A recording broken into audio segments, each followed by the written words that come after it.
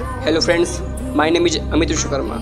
मैं एक BTech electrical engineering का छात्र हूँ। आज मैं आपको इलेक्ट्रिकल इंजीनियरिंग के बारे में डिटेल्स बताने जा रहा हूँ। जैसा कि आप सब जानते होंगे, इलेक्ट्रिकल इंजीनियरिंग एक एवरग्रीन ब्रांच है और बाकी जैसे ब्रांच हो गई कंप्यूटर साइंस, डाटा साइंस, ये सब ब्रांच जो है ये एक ट्रेंड टाइप का फॉलो करते हैं स्टूडेंट्स। इसमें क्या है, स्टूडेंट्स देखते हैं कि बहुत सारे बच्चे लोग ट्रेंड को देखकर उसको फॉलो कर रहे हैं, उसमें एडमिशन ले रहे हैं, जिसके कारण जो कंप्यूटर साइंस ब्रांच है उसमें स्टूडेंट्स की संख्या बढ़ती जा रही है, जिसके कारण एम्प्लॉयमेंट कम हो रहा है। जो इलेक्ट्रिकल इंजीनियरिंग ब्रांच है उसमें बच्चे लोग कॉन्स्टेंट्स हैं, लिमिटेड नंबर ऑफ बच्चे हैं, इसलिए उसका हमेशा ही स्कोप रहना है। और कंप्यूटर साइंस में जैसे AI द्वारा उसकी वैल्यू कम हो रही है, AI आ रहा है, कंप्यूटर साइंस के इंजीनियरिंग स्टूडेंट्स को उनकी जो एम्प्लॉयमेंट की नंबर रेशियो है वो कम हो रहा है।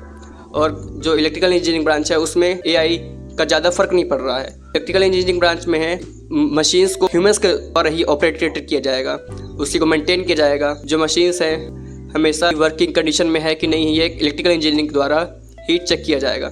तो इलेक्ट्रिकल इंजीनियरिंग में आप बहुत सारे तरीक़ों से आप एडमिशन ले सकते हैं। इलेक्ट्रिकल इंजीनियरिंग अगर आपको करना है तो आप 10th के बाद डिप्लोमा कर सकते हैं इलेक्ट्रिकल इंजीनियरिंग में, या फिर 12th के बाद साइंस स्ट्रीम से लेकर आप बीटेक इलेक्ट्रिकल इंजीनियरिंग कर सकते हैं। बीटेक इलेक्ट्रिकल इंजीनियरिंग 4 साल का कोर्स होता है और डिप्लोमा 3 साल का कोर्स होता है।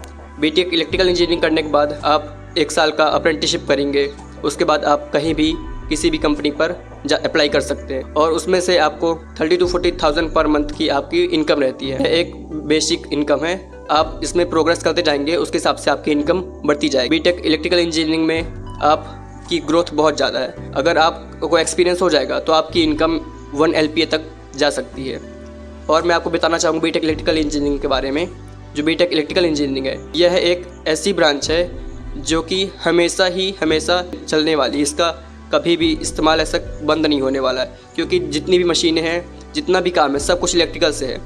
अगर इलेक्ट्रिसिटी नहीं होगी, इलेक्ट्रिसिटी को ऑपरेट करने वाले इंजीनियर्स नहीं होंगे तो आप कहीं भी कुछ भी नहीं कर सकते हैं। Electricity is a compulsory.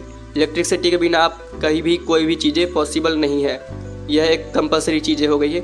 इसलिए इलेक्ट्रिकल इंजीनियरिंग की ज़रूरत आजकल हर एक जगह पर, हर एक फील्ड में, हर एक कंपनी में एक इलेक्ट्रिकल इंजीनियरिंग की आवश्यकता होती ही है।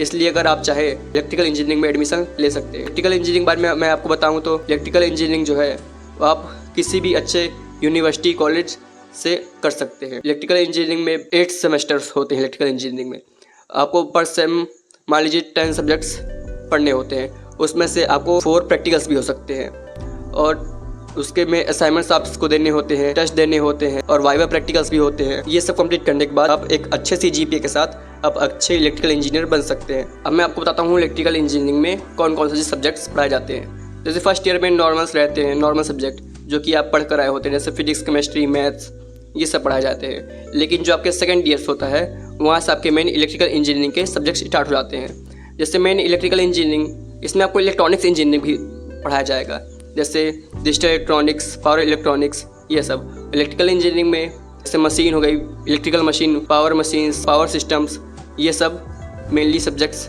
इलेक्ट्रिकल इंजीनियरिंग में पढ़ाए जाएंगे।